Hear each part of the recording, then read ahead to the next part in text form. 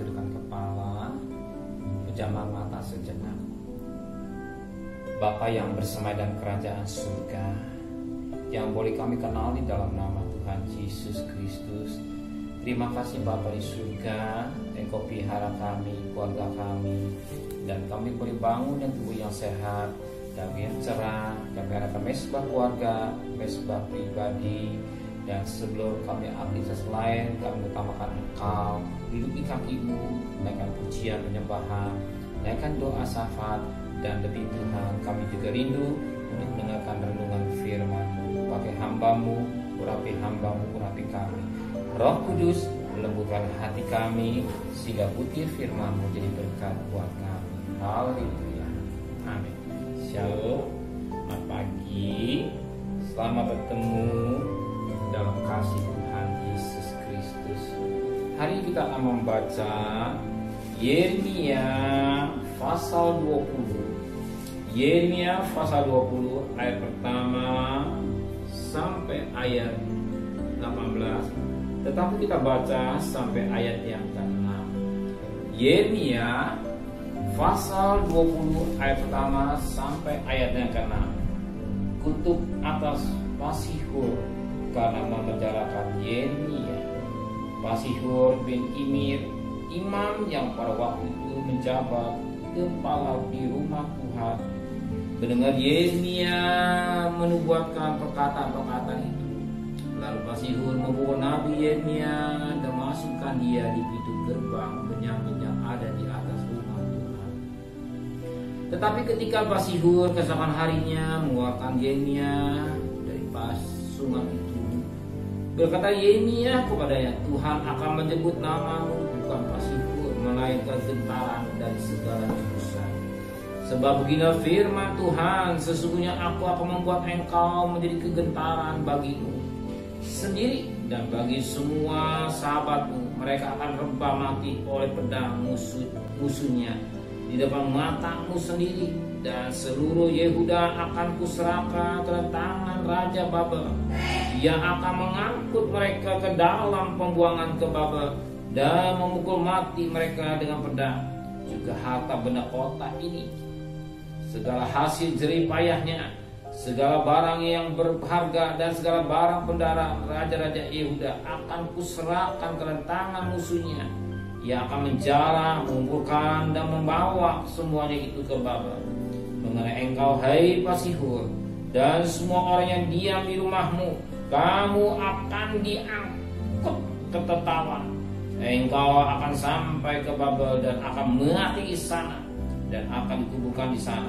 Engkau ini dengan semua sahabatmu yang kepadanya engkau telah berbuat palsu. Puji Tuhan. Suatu pelajaran yang indah yang kita petik pagi ini.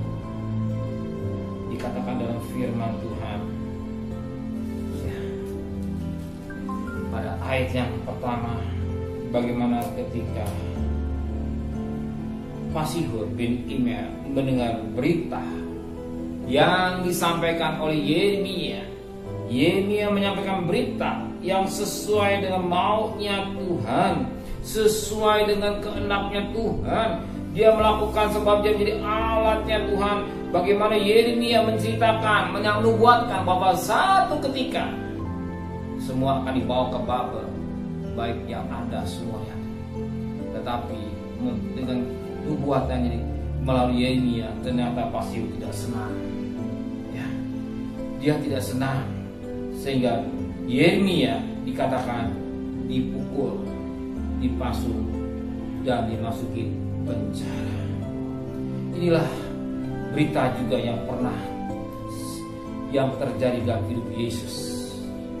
Ketika Yesus menyampaikan berita tentang kebenaran, berita tentang kesukaan, ternyata orang gak suka dengan Yesus, sehingga Yesus dicambuk.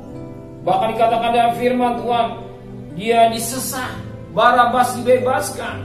Jelas Barabas orang yang berdosa, tapi dibebaskan. Yang dialami Yesus sebagai ganti Barabas, sebagaimana dikatakan Matius pasal 27. Matius pasal 27 ayat 25 dan 26. Dan sudahkah seluruh rakyat itu menjawab, biarlah darahnya ditanggungkan atas kami dan atas anak-anak kami, oleh kalau ia membebaskan Barabas bagi mereka. Tapi Yesus sesanya atau dipukulnya, lalu diserahkan untuk disalib. Bagaimana Yeremia ini mengalami dipukul dan dipasung. Apa yang dialami Yeremia seperti apa yang dialami oleh Yesus. Sebab Yeremia menyampaikan kabar yang benar, kabar yang benar, sebagaimana Yesus juga menyampaikan tentang keselamatan yang benar, tentang keselamatan. Tapi pas Yesus menyampaikan tentang berita yang dusta, berita yang dusta, sebagaimana dikatakan pada ayat yang ke-6c, engkau ini dengan semua sahabatmu yang kepadanya engkau telah berbuat palsu atau berbuat dusta.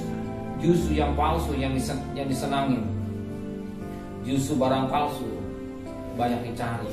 Sebab mulai barang palsu bisa mencapai keuntungan yang banyak, tapi barang asli susah mencari untung.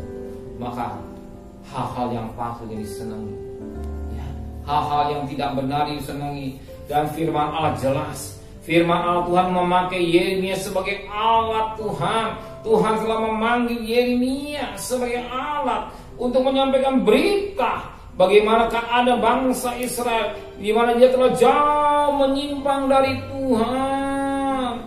Bagaimana dia menyimpang dari Tuhan, dan apa yang akan dialami oleh bangsa Israel dia menyimpang dari Tuhan, dibuat oleh Yeremia. Sebagaimana Yeremia pasal 19 ayat yang ke-11. Yeremia pasal 19 ayat yang ke-11 yang berkata demikian. Ayat yang ke-9, aku akan membuat mereka memakan daging anak-anaknya laki dan daging anak-anaknya perempuan, dan setiap orang memakan daging temannya, dan dalam keadaan susah dan sulit ditimbulkan musuhnya kepada mereka, dan oleh karena orang yang ingin mencabut nyawa mereka. Peristiwa ini terjadi pada zaman waktu di kitab Ratapan pasal yang keempat ayat yang ke-20. Bagaimana dialami bangsa Israel karena jauh daripada Tuhan. Oh, karena mereka jauh daripada Tuhan, dan apa yang dialami karena perbuatan bangsa Israel sedemikian jauh dari Tuhan. Bahkan daripada Yeremia pasal 16, Yeremia pasal 16 dikatakan, dan firman Tuhan pada ayat yang ke-9, sebab ini firman Tuhan semesta alam, Allah Israel, sesungguhnya di tempat ini, di depan matamu, daripada zamanmu akan kuhentikan suara kegirangan, suara sukacita, suara pengantin laki-laki, dan suara pengantin perempuan. Ini keadaan saat itu, ya. Dan nubuatan itu pasti terjadi dalam kehidupan Yeremia pada zaman Yeremia. Yeremia dipercayakan, sebab di mana Yeremia dipakai Tuhan, di mana kemerosotan bangsa Israel sedemikian rupa. Sebab bangsa Israel mau hanya mendengar yang palsu, bukan yang benar. Pada akhir zaman banyak nabi palsu menyampaikan, tapi bukan menyampaikan kabar yang benar, tapi kabar yang palsu, kabar yang tidak benar, hanya menyenangkan telinga. Dan Yeremia mengalami dipukul, dipasung, sebagaimana dalam ulangan pasal yang ke-25 dikatakan dalam firman Tuhan. Ulangan pasal 25 ayat yang kedua, maka jika orang yang bersalah itu layak dipukul, haruslah hakim menyuruh dia menyiarap dan menyuruh orang memukul dia di depan mata dengan sejumlah deras setimpal dengan kesalahannya. 40 kali harus orang itu dipukuli, jangan lebih, supaya jangan saudara menjadi buron dari matamu. Apa dialami Yeremia, ya, pernah juga dialami oleh Yesus. Inilah keadaan. Justru menyampaikan yang benar, banyak kali orang tidak senang, tapi menyampaikan yang hanya nampila itu yang menyenangkan manusia. Tapi kita tahu apa hari yang kita hadapi hari ini, hari-hari menjelang kedatangan Tuhan.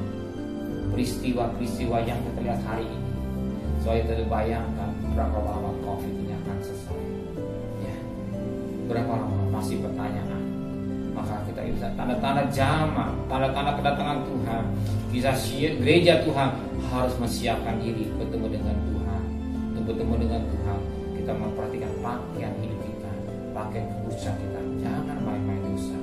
Waktu Tuhan sudah singkat dan banyak mendekatkan diri kepada Tuhan, dan firman Tuhan itu pasti digenapi. Sebab firman Allah berkata dan 2 Timotius pasal 3 ayat pertama, pada akhir zaman masa yang sukar, manusia mementingkan diri sendiri.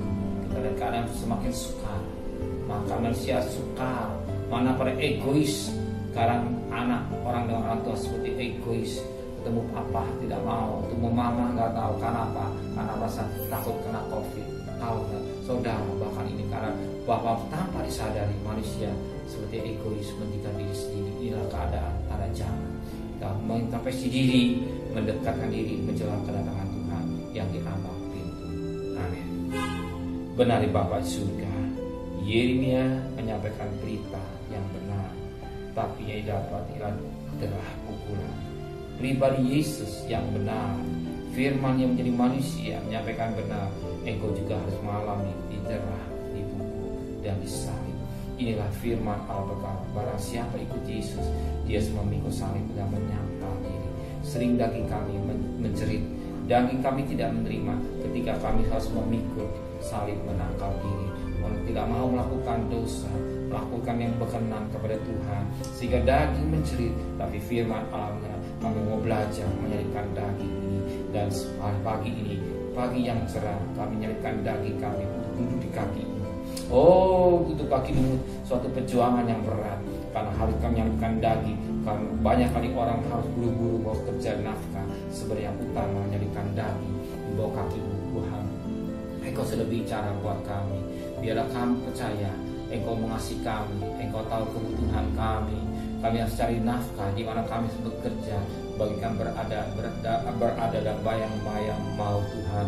Tapi firman Allah berkata, Engkau Immanuel beserta kami, sebagaimana Mazmur 23. Oh, Mazmur 23 ayat yang keempat, Tuhan, kami percaya Tuhan Engkau sudah tinggalkan kami, hanya mengandalkan Engkau. Kalau kami lihat keadaan orang yang divaksin 2 kali masih kena terpapar, berarti kami hanya mengandalkan Engkau saja. Engkau sebagai benteng hidup kami semua, Tuhan.